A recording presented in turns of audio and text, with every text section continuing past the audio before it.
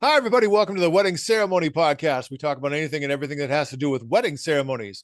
My name is Clint Huft, and with me is a gentleman that, well, he's got a lot to say, but he just doesn't know who to say it to. The one and only J.P. Reynolds. Oh, Clint. For now, I'll just say, good to see you, bro. Good to see you, too. If you're joining us for the first time, you should know that the reason this podcast exists is because JP and I are both wedding officiants, and we've been doing it for a long time. As those of you in the wedding industry know, every wedding is unique and has its own set of stories. Oh, you should also Can know, I just say, Clint, that yeah, was such a lovely explanation for why this podcast exists. It has a pinch of truth to it. We don't have to go into the details, but I salute you.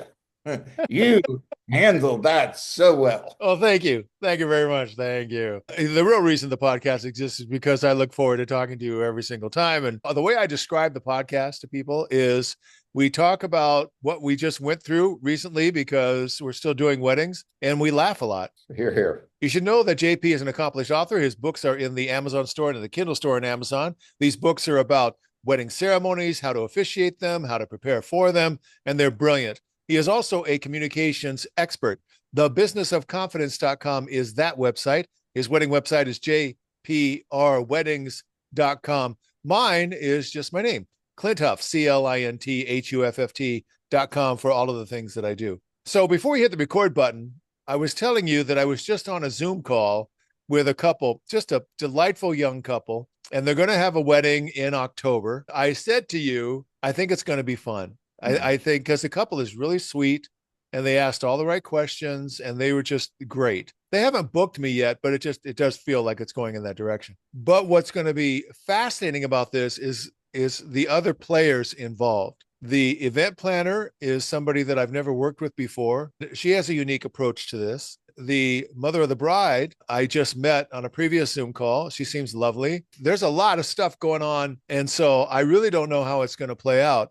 But I love this kind of stuff. I love just the complexity of a wedding ceremony and all the players involved and all the personalities. And it could be even just the personality of the place where we're doing it, that diversity of ingredients. And then you show up, you realize who you're going to be working with, whether it be the musicians or the photographers or a planner's assistants or the venue representative, or I said the venue has its own personality, the logistics of what you're going to have to deal with, which brings me to what I want to talk to you about today. There's little things that we do that nobody knows about except us. That is what being a real officiant entails.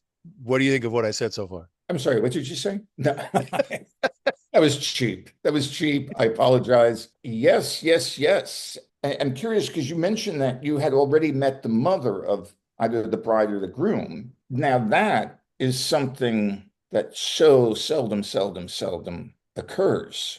And I was just curious as to, was it this mother who reached out to you, or why are you talking to mothers? It's a multi-layered process to get to that Zoom meeting, which happened last week. I realize we need to honor confidentiality and all of that, but it was just an interesting. I'm not going to divulge any secrets or any of that kind of stuff, but it's a fascinating thing how people come to us. An event planner that I've met and worked with, I think maybe once or twice, reached out to me and said, "Are you available on this date?" And I looked and I said, "Yes." And I don't know if you do this, but I have a hold file. So if somebody reaches out to me and says, "Are you available?" whether it be a venue or a planner, if I say, "Yes, I am available," then sometimes that's just, "Are you available?" and nothing else has happened yet. But I'll put a hold out of respect for the person that is referring me. Right. So I checked the calendar and I checked my hold file and I was available. This first planner said, "I'm contacting you on behalf of planner number 2, who is the lead planner on this event." Uh-huh. You kind of have a feeling that, you know how they say that if you have a business proposal, you have to go through the gatekeepers. You got to go through the administrative assistant, and then you have to go through the front desk, and you have to, until you finally get to the person that you want to talk to. I had a Right. feeling that it was this kind of a process. The main event planner contacts me and we have a conversation. And then I guess I said the right things, and she wants to make me available to her client, which is the mom. Apparently, she's been working with the mom for like 20 years, with all kinds of events. Okay, so the first Zoom was the mom and the bride. At, Oh, wow. at the What? beginning, I thought it felt the initial contact that the mom was driving this whole thing. But as soon as I could, I directed the conversation to the bride to say, well, what did you have in mind? Do you have any questions for me? And directed the conversation specifically to her. To the mom's credit, she then just kind of moved out of frame. And Mm, I don't know if it was one of those things where the camera will automatically zoom to whoever's speaking. It was mm. pretty interesting. It was kind of floating around as opposed to my desktop, which is just stationary locked in. And then the conversation went just great. And then they said, well, I really would like you to meet my fiance. I said, fine. And that's what today's Zoom was all about. I know that there's multiple layers to this wedding that I haven't come in contact with, but I do think it's going to be a lot of fun. And the couple was really sweet. Again, respecting confidentiality, fun at a wedding, from our perspective, manifests itself in different ways. When you say it's going to be fun, what is that looking like? Why do you think it's going to be fun? Now that's It's an yeah, okay. Let me rephrase that. What is it based on the conversation and based on the information you've had that makes you say this is going to be fun? it's going to be big. They're going to have over 300 guests. They said Oh, 350. okay. So that's the first thing. I think we've talked about one of the trends over the last year or two is the guest count has been shrinking. Yeah. And it would be common to do 150 to 200 guests, but now it's very common for it to be 100 and less. A big wedding, I haven't done that in a while, and just a big wedding involves a feeling of theatricality where there's going to be a lot of moving parts. It has to be able to be presented to an audience of 350 people. And I use the word audience specifically because, and I also use the word theatricality specifically because there's an aspect to a wedding ceremony that is theater. And we play such a unique part in that production, so to speak. That brings me to the thing that I wanted to talk about in terms of the little things that we do that nobody pays attention to. Yeah.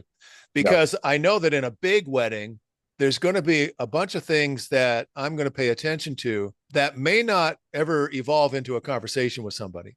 It may just be, I need to be aware of that so I can position the couple in this way and I can do, you know what I mean? The wedding that I did just this last weekend, it wasn't so much a big wedding in terms of the guest list, but it was a big wedding in terms of the location and the planner. Instead of just a quartet of strings, they had six players.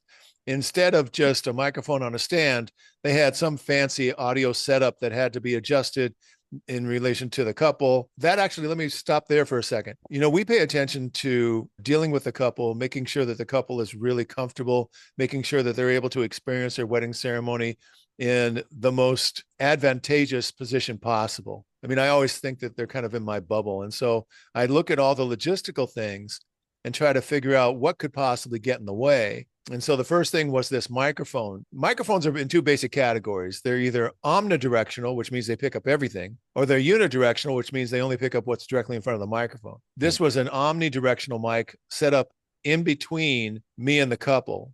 And it sounded great when I walked up there and tested it. It sounded great, but it was going to be in the way because it was on a really thin stand and it was at an angle.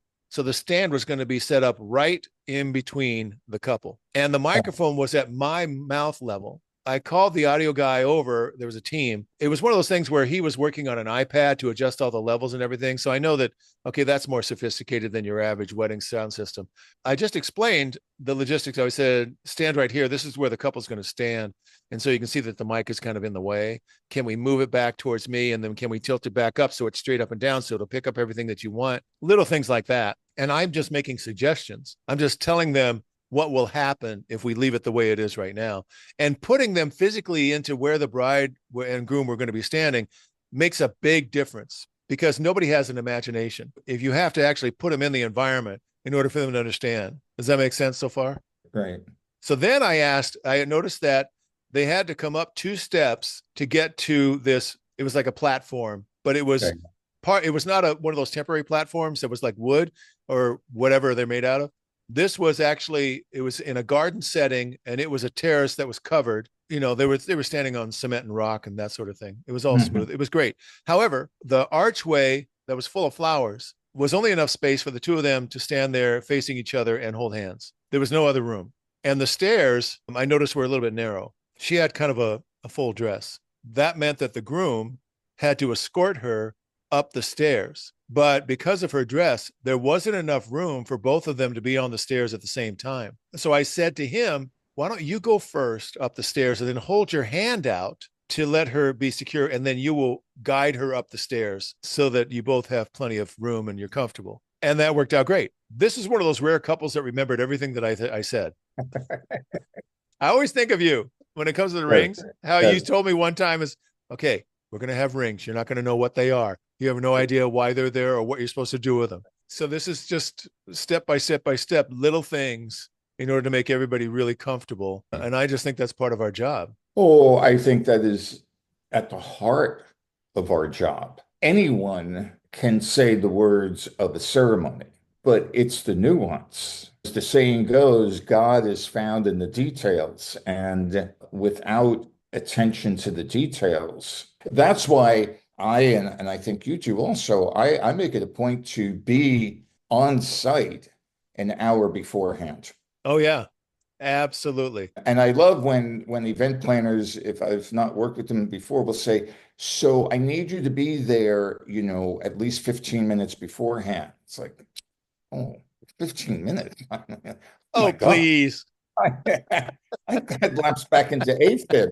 I'm listening to what you're saying and the question you posed, and I'm not sure that anything pops into my head immediately in terms of what do I do differently based on size or whatever. But I can tell you that I'm there that hour ahead of time because I need to get the lay of the land, Oh, yeah. need to establish a eye-to-eye relationship with whoever is in charge of sound, because after the event planner, sound is the next person I look for, Oh, okay. followed by music, photographer, videographer. It's two things are happening before the ceremony. One is, yeah, we're looking for details. We have our own individual checklist in whatever order it may be. It's also, though, quickly establishing a relationship with the main players so that they know that we're not simply the valet coming in to at the last minute to perform this ceremony. For me, that's really important to be able to look the person in the eye, make sure we're on the same page, and to say, great, thank you. You've mentioned the valet many times during our podcast history, and I'm just curious as to Have why I? you Have always I? say the valet. I say the valet because the valet really doesn't know the couple. Let me say, the valet has a very important job.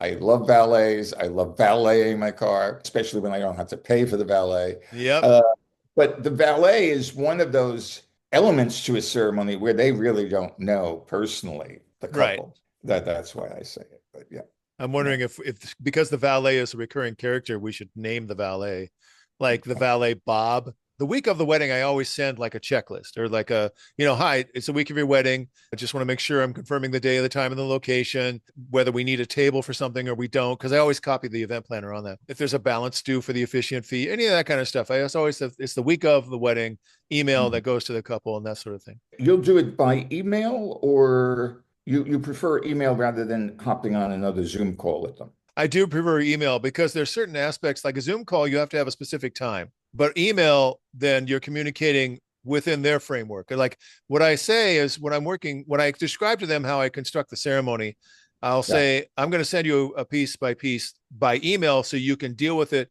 whenever you want to make it as Mhm. user friendly as possible. So the email, we've already established an email as a way of communicating. I'll Zoom with them as many times as they want. But the week of, because I also am able to copy the event planner and that person can then deal with this information in their own time, it just seems like email is more convenient from that perspective. Right. I do it a little differently, but I'll say something. Oh, But I yeah, now I remember why I brought up that email, because I used to say that I'll be there a half hour before the invitation time. And also, I think I've described to you the invitation time is key to me, not what they think the ceremony time is going to be.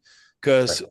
yeah, remember when we had on that wonderful planner from the East Coast? They didn't understand the concept of ceremony time as a half hour after the invitation time, which I Right. support 100%. Right. the Right. invitation time. And so I used to be a half hour before that. And then I realized, no, no, no, I need a bigger safety net. And you always told me that you got there an hour before. And I thought that's got to be my policy from now on. There's a lot to take in, and you never know what curveballs are going to come at you. By the way, I learned something new about five-star hotels. If you grade hotels, let's say 1 through 5, let's say that number one is probably a Motel 6, although I do have a lot of respect for Motel 6. But the important thing is that we have worked with certain hotels that are 4-star, and every now and then we'll get to work at a 5-star hotel. And I always thought that you knew it was a 5-star hotel because they have cloth napkins in the restrooms. Because most of the time we walk in, it's just paper towels, right? But if, Oh, you slay me. You slay me. You slay me. Did not see that coming. Okay. well, does that make sense? The cloth towels? I will admit, okay, so I do have, you can see I am in my dining room, and as I've said before, these are all framed menus that I have stolen from places that are either 1 star or 6 stars. All right. But I also have gone into 5 star restrooms with the cloth, the towel, the towelette Oh was yeah. so low. I will now go in public and say I stole it.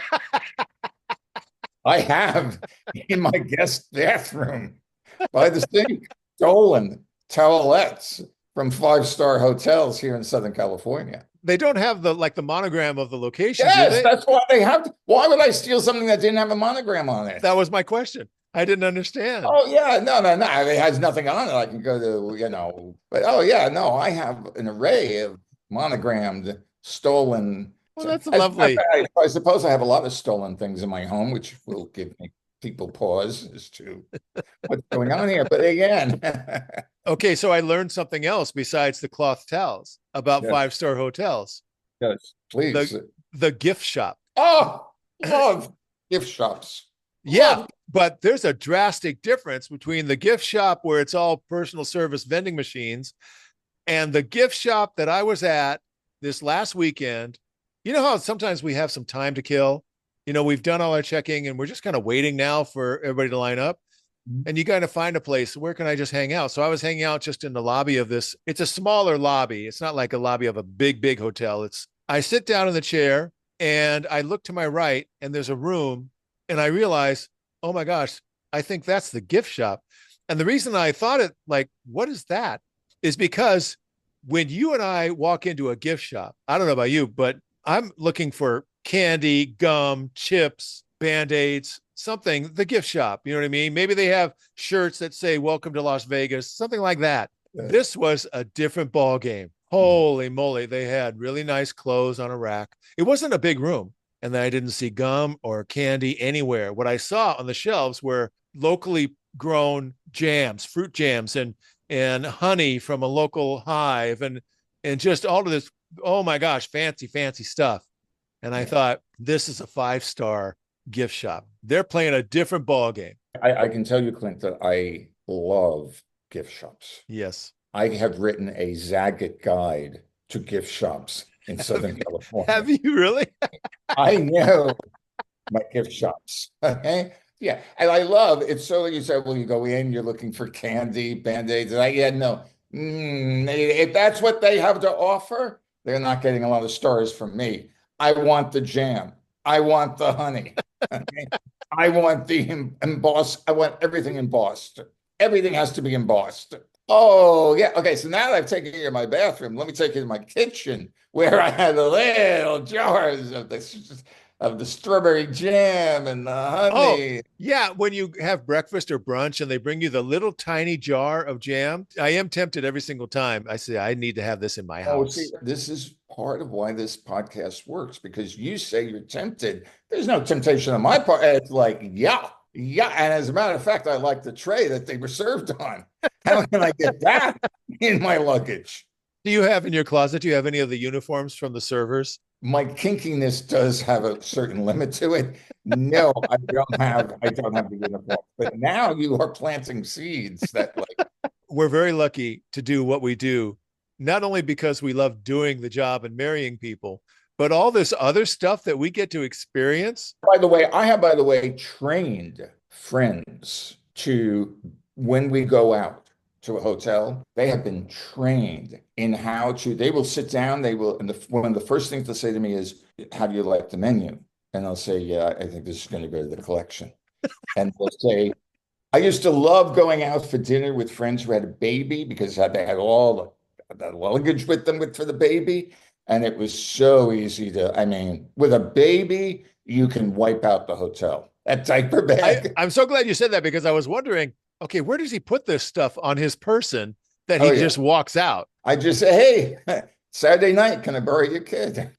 And you don't really have to give me the kid. Just give me the stroller. I'm emotionally drained. Okay. Well, I just realized I have another story to tell you, but I'm going to have to wait until the next episode. But you're going to love this next one. But anyway, JP, tell people how they get in touch with you. When I'm not in prison, they can via my website, jprweddings.com, and everything is there. Brilliant. All right. Remember that his books are in the Amazon store and in the Kindle store in Amazon. For communications coaching, thebusinessofconfidence.com is that website. My website is just my name, Clint Huff, CLINTHUFFT.com for all of the things that I do. Thank you again to the incredible musicians that play the music on the audio side of our podcast, the Da Capo Players, DACAPO Players.com. That's it for this episode of the Wedding Ceremony Podcast. This is Clinton on behalf of JP. We will see you next time.